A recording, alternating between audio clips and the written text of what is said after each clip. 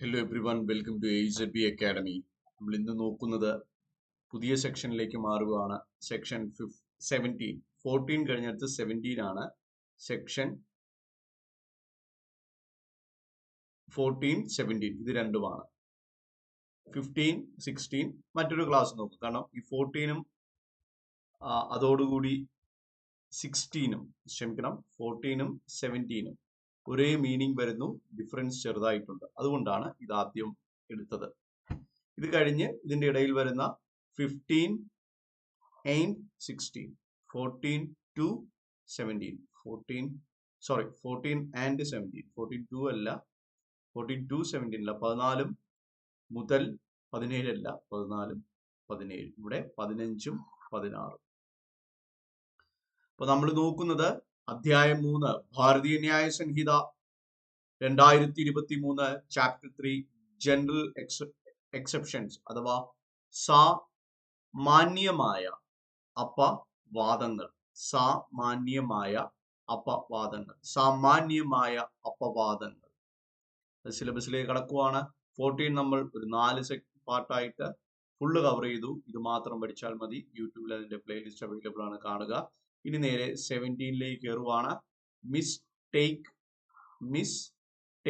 Of fact അല്ലെ, mistake of fact ഇതാണ്. Act under mistake of fact, അതായത് ഇത് പറയുന്ന ഇതാണ്, act done by a person justified, ഇതാണ് ഇവിടുത്തെ പ്രത്യേകത.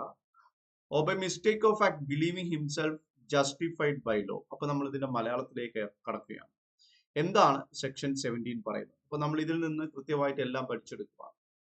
നിയമത്താൽ ന്യായീകരിക്കപ്പെട്ട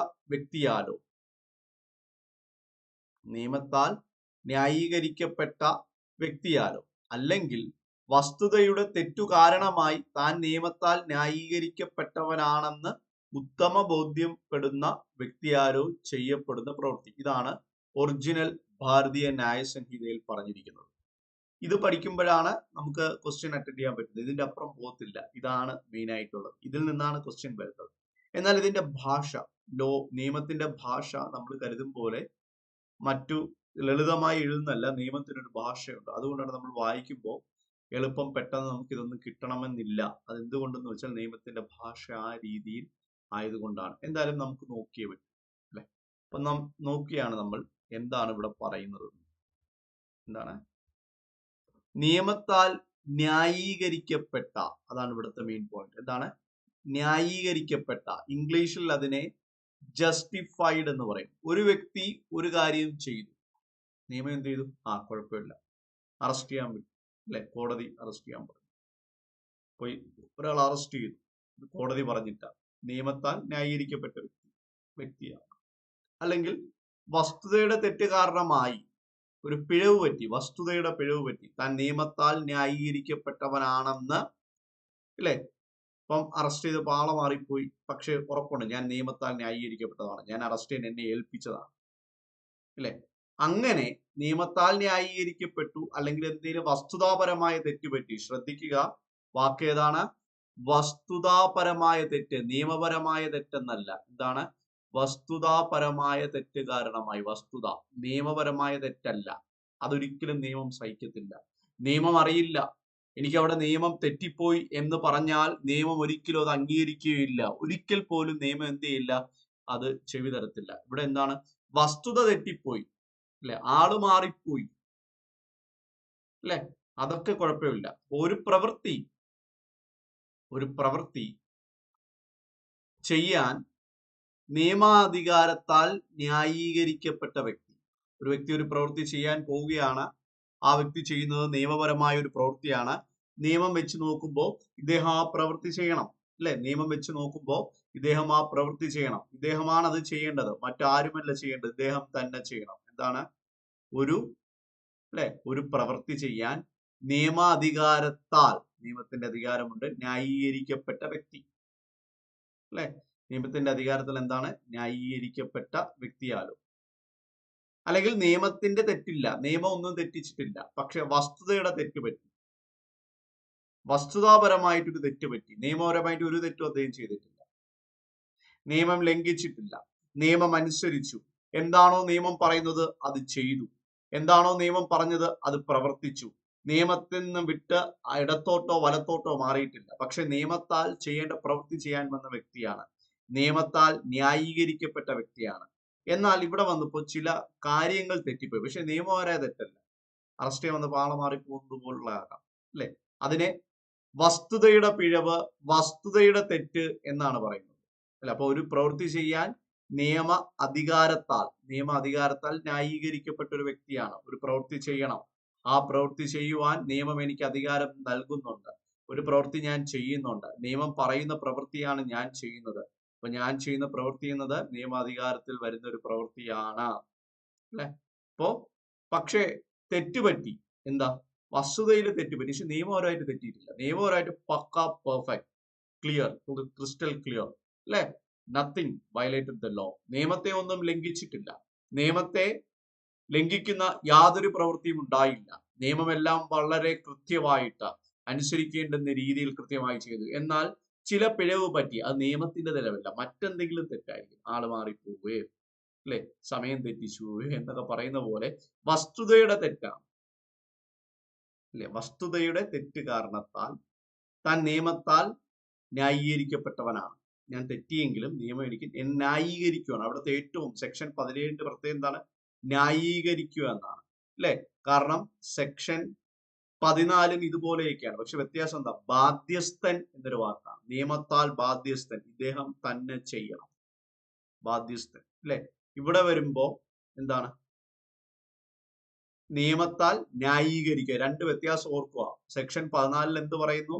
നിയമത്താൽ ന്യായീകരിക്കപ്പെട്ടിരിക്കുന്നു അല്ലെ? സെക്ഷൻ 14 എന്ത് പറയുന്നു? നിയമത്താൽ, ക്ഷമിക്കണം, 14 എന്ത് പറയുന്നു? നിയമത്താൽ ബാധ്യസ്ഥനാക്കപ്പെട്ടിരിക്കുന്നു. 17 എന്ത് പറയുന്നു? നിയമത്താൽ ന്യായീകരിക്കുക. അപ്പൊ അവിടെ ബാധ്യസ്ഥ, ഇവിടെ ന്യായീകരണം. ഇവിടെ ന്യായീകരണം, അവിടെ ബാധ്യസ്ഥൻ അല്ലെ?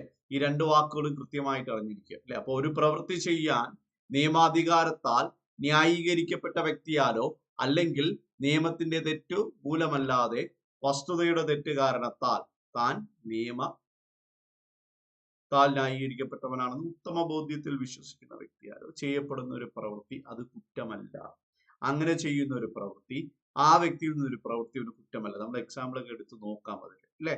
ഇപ്പോ ഒരു ഉദാഹരണം പറഞ്ഞു കഴിഞ്ഞാല്, ഒരു ദിവസം രാത്രി നടന്നൊരു സംഭവമാണ്. ഒരു 12 മണിയായപ്പോ 12-1 മണിക്ക് ഇടയിൽ ഒരാൾ എഴുന്നേറ്റ് പുറത്തേക്ക് നോക്കിയപ്പോ ഒരു രൂപ നിന്ന് നൃത്തം ചെയ്യുന്നു. കയ്യില് എന്തോക്കെ പിടിച്ച് നൃത്തം ചെയ്തു, ചൂല് പോലെ എന്തൊക്കെ ഒരു നൃത്തം ചെയ്തു.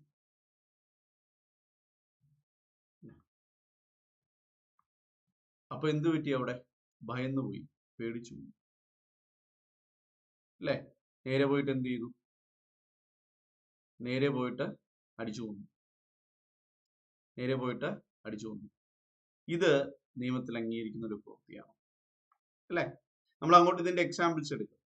അതുപോലെ തന്നെ പല പ്രവൃത്തികൾ എടുക്കാൻ പറ്റും. ഒരു പോലീസ് അറസ്റ്റ് ചെയ്യാൻ പോയി, ഒരാളെ അറസ്റ്റ് ചെയ്യാനായിട്ട് പോയി എന്ന് പറഞ്ഞാൽ ഒരു മോഷണത്തിന് സംശയത്തിന്റെ പേരിൽ അറസ്റ്റ് ചെയ്യാൻ പോയി. പക്ഷെ ചോദ്യം ചെയ്തപ്പോ അയാൾ പാവമായിരുന്നു. ഇവിടെ എന്ത് സംഭവിക്കും അല്ലെ? അയാളെ വെറുതെ വിട്ടു, പോലീസിനെതിരെ കേസ് കൊടുക്കുക? ഇല്ല, നിയമം ന്യായീകരിക്കുകയാണ്. കാരണം എന്താണ്? നിയമത്താൽ ന്യായീകരിക്കുന്ന വ്യക്തിയാണ്, അത് ചെയ്യേണ്ട ഒരു വ്യക്തിയാണ് അല്ലെ? ന്യായീകരിക്കപ്പെടുകയാണ് അല്ലെ? മാത്രമല്ല അദ്ദേഹത്തിന് ഉത്തമ ബോധ്യമുണ്ട്, ചെയ്യുന്നത് നിയമവിരുദ്ധമല്ല. ആളെ മാറി എടുത്തു, വസ്തുതാപരമായ ഒരു പിഴവാണ് അല്ലെ? ഇത് അവർ സ്വയം ചെയ്യുകയാണ്, ആരും പറഞ്ഞനുസരിപ്പിക്കുകയൊന്നുമല്ല, അവർ സ്വയം ചെയ്തെടുക്കുന്ന കാര്യങ്ങളാണ് അല്ലെ? അപ്പൊ അങ്ങനെ അതാണ് നിയമത്താൽ ന്യായീകരിക്കപ്പെടും. നിയമം നോക്കുമ്പോൾ എന്ത് ചെയ്യും? കുഴപ്പമില്ല അല്ലെ? ഒരു സംശയം തോന്നി എടുത്തല്ലേ, കുഴപ്പമില്ല, വിട്ടയ്ക്ക് അല്ലെ? തെറ്റി, അയാളല്ല പ്രതി, അയാളല്ല കുറ്റക്കാരൻ, പക്ഷെ ഒരു സംശയം, ചെറിയൊരു സംശയം, പോട്ടെ, വിട്ടയ്ക്കു എന്ന് പറഞ്ഞതാണ്. അതാണ് നിയമത്താൽ ന്യായീകരിക്കപ്പെട്ട വ്യക്തിയാലോ അല്ലെങ്കിൽ വസ്തുതയുടെ തെറ്റുകാരണമായി, എന്താണ്? വസ്തുതയുടെ തെറ്റുകാരണമായി താൻ നിയമത്താൽ ന്യായീകരിക്കപ്പെട്ടവനാണെന്ന് ഉത്തമ ബോധ്യപ്പെടുന്ന വ്യക്തിയാലോ ചെയ്യപ്പെടുന്ന പ്രവൃത്തി അല്ലെ? അതാണ് ഇവിടെ പറഞ്ഞത്. അപ്പൊ എന്താണ് ഈ സെക്ഷൻ പറഞ്ഞത്? ഒരു പ്രവൃത്തി ചെയ്യാൻ നിയമാധികാരത്താൽ ന്യായീകരിക്കപ്പെട്ട വ്യക്തിയാലോ അല്ലെങ്കിൽ നിയമത്തിന്റെ തെറ്റുമൂലമല്ലാതെ വസ്തുതയുടെ തെറ്റുകാരണത്താൽ താൻ നിയമത്താൽ ന്യായീകരിക്കപ്പെട്ടവനാണെന്ന് ഉത്തമ ബോധ്യത്തിൽ വിശ്വസിക്കുന്ന വ്യക്തിയാലോ ചെയ്യപ്പെടുന്ന ഒരു പ്രവൃത്തി അത് കുറ്റമല്ല. അങ്ങനെ ചെയ്യുന്ന ഒരു പ്രവൃത്തി എന്താകുന്നില്ല, അത് കുറ്റമല്ല, അതൊരു കുറ്റമല്ല എന്ന് പറയുന്നതാണ് സെക്ഷൻ 17. ഇതിനെക്കുറിച്ച് കൂടുതൽ വിശദമായിട്ട് അറിയാൻ നാളെ ഇതിന്റെ അടുത്ത പാർട്ടുണ്ട്. അതിൽ ഇതിനെ വളരെ സിംപ്ലിഫൈ ചെയ്ത് എടുക്കുന്നതായിരിക്കും. ഇപ്പൊ 17 എന്താണെന്ന് മനസ്സിലാക്കുക. എന്താണ് ന്യായീകരിക്കപ്പെടുക നിയമത്താൽ, അല്ലെ? ന്യായീകരിക്കപ്പെട്ടു. എന്നാൽ വസ്തുതാപരമായ തെറ്റാകാം, നിയമപരമായിട്ടുള്ള തെറ്റ് പാടില്ല. അത് രണ്ടും ഈ 3 കാര്യങ്ങൾ ഓർത്തിരിക്കുക, അല്ലെ? ഇനി അടുത്ത് നാളെ നമ്മൾ എടുക്കുമ്പോൾ ഇതിന് വിശദീയമായിട്ട് നല്ല രീതിയിൽ കൃത്യമായ രീതിയിൽ നമ്മൾ നോക്കും, ആഴത്തിൽ തന്നെ നോക്കും. ഇതിന്റെ എല്ലാ വശവും നമ്മൾ പരിശോധിച്ച് കൃത്യമായ രീതിയിൽ തന്നെ നമ്മൾ നാളെ കൂടുതൽ ഇതിന്റെ ഭാഗങ്ങൾ നോക്കും. പിന്നെ അത് കഴിഞ്ഞ് അടുത്തൊരു പാർട്ടിൽ ഇതിന്റെ എക്സാമ്പിൾ നോക്കും. അങ്ങനെ ഓരോ ദിവസവും കുറേശ്ശെയാണ് പഠിക്കുന്നത്. ഈ പഠിപ്പിക്കുന്നത് തന്നെ നിങ്ങൾക്ക് എക്സാമിന് മതിയാവും, മറ്റൊന്നും തന്നെ വേണ്ട. നമ്മൾ നോക്കി എന്താണ് നിയമത്താൽ ന്യായീകരിക്കപ്പെട്ട വ്യക്തിയാലോ അല്ലെങ്കിൽ വസ്തുതയുടെ തെറ്റ് കാരണമായി താൻ നിയമത്താൽ ന്യായീകരിക്കപ്പെട്ടവനാണെന്ന് ഉത്തമ ബോധ്യപ്പെടുന്ന വ്യക്തി, അല്ലെ? ബോധ്യമുള്ള വ്യക്തിയാൽ ചെയ്യപ്പെടുന്ന പ്രവൃത്തിയാണ് നമ്മൾ നോക്കിയത്, അല്ലെ? അപ്പൊ ഇന്നത്തെ സെഷൻ ഇവിടെ കഴിയുന്നു. നമുക്ക് അടുത്തൊരു സെഷനിൽ കാണാം. Thank you for watching.